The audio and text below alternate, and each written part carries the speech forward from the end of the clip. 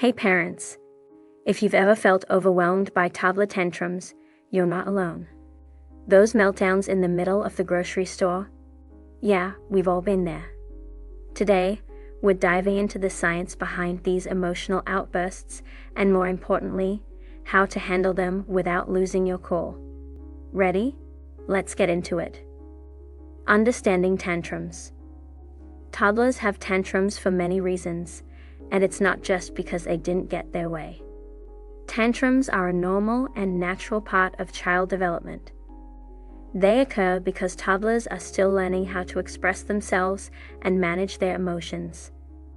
Unlike older children or adults, toddlers don't have the words or emotional skills to explain their feelings. So when they feel overwhelmed, frustrated, tired, or hungry, they express these big emotions the only way they know how, by crying, screaming, or even hitting. Imagine feeling upset but not knowing how to say, "I'm tired" or "I'm frustrated." That's exactly what's happening with toddlers during a tantrum. They experience big emotions but lack the language and self-control to express them calmly.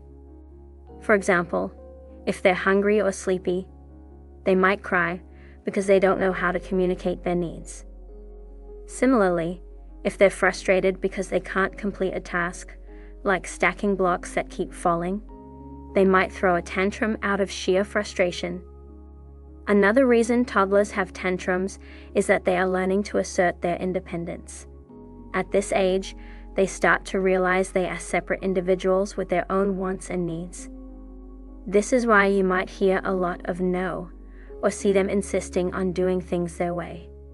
However, they're still too young to understand limits and rules fully. When they don't get what they want, they become frustrated, leading to a meltdown.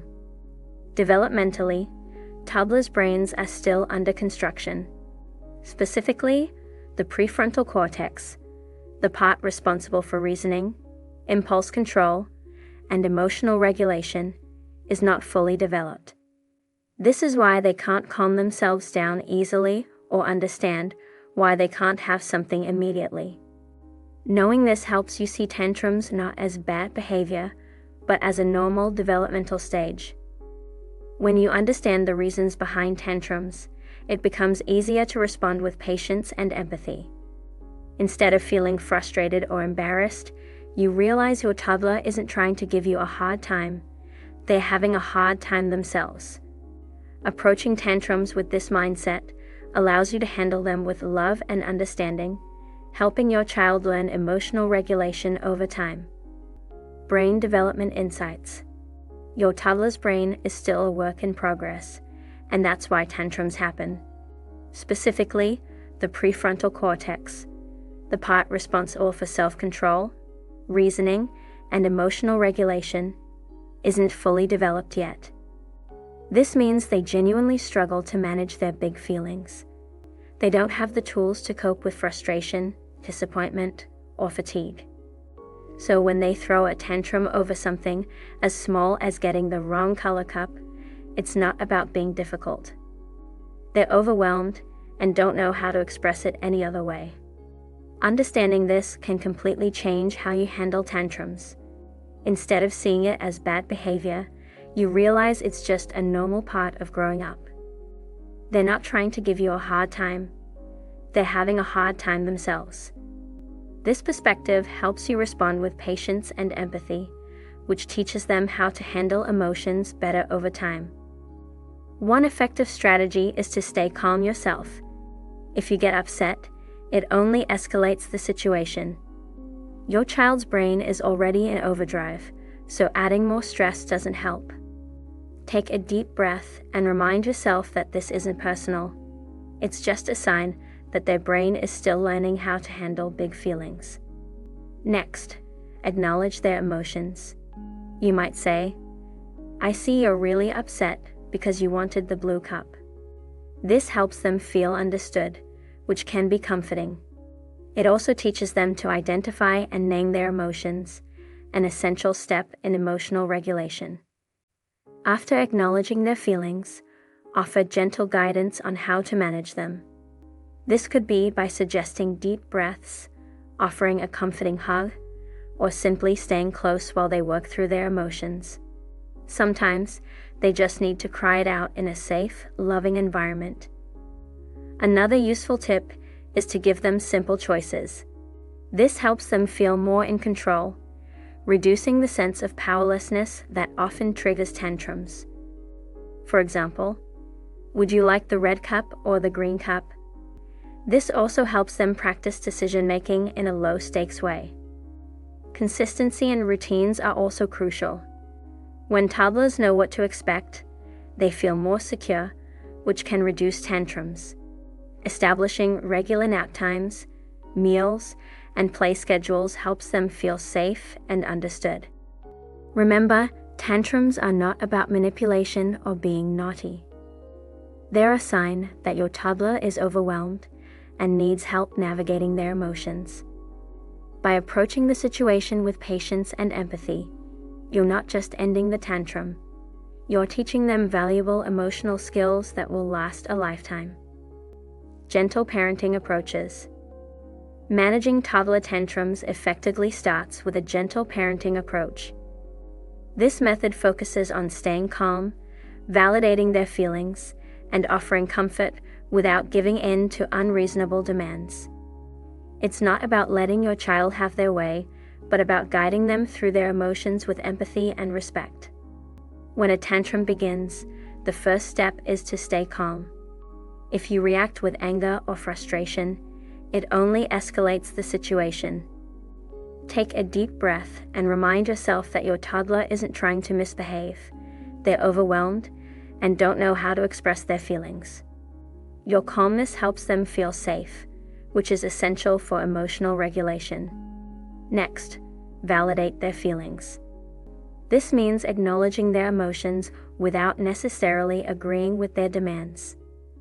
For example, if your toddler is crying because they want candy before dinner, you might say, "I know you're upset because you really want that candy. But we eat dinner first, then have a treat." This approach shows them you understand their frustration, but also sets a clear boundary. It helps them feel heard, which can diffuse the intensity of their emotions. Gentle parenting emphasizes comfort and reassurance. During a tantrum, you can offer a hug or sit nearby to let them know you're there for them. Sometimes, just being present without saying much helps them feel secure. However, it's essential to stay firm on boundaries. Comfort doesn't mean giving in to unreasonable requests. It's about supporting them emotionally while maintaining consistent rules. Distraction and redirection can also be helpful tools. If your child is fixated on something they can't have, gently redirect their attention to a different activity. For instance, if they're upset about leaving the playground, you might say, "I know you're sad to leave, but let's go home and play with your favorite puzzle." This shifts their focus and gives them something to look forward to. Another effective strategy is offering choices to give them a sense of control. For example, if they're upset about getting dressed, let them choose between 2 outfits. This helps them feel empowered and reduces resistance. It's also helpful to talk about emotions once the tantrum is over. You can say, "You were really upset earlier. It's okay to feel sad or angry, but let's find other ways to express it." This teaches them emotional awareness and gives them tools to handle their feelings better next time. Gentle parenting isn't about being a pushover. It's about guiding your child with empathy and respect, helping them learn emotional regulation over time. By staying calm, validating their emotions, and setting clear boundaries, you help your toddler feel safe and understood, even during their most challenging moments. What helps and what makes it worse? Here's what helps. Distraction. Redirect their attention to something else. Hugs and comfort. Sometimes they just need reassurance. Staying calm. If you're calm, they're more likely to calm down too. And here's what makes it worse. Yelling or punishing. This only escalates the situation. giving in. This teaches them that tantrums get them what they want. Ignoring completely. While ignoring attention-seeking behaviors is okay, some tantrums need emotional support.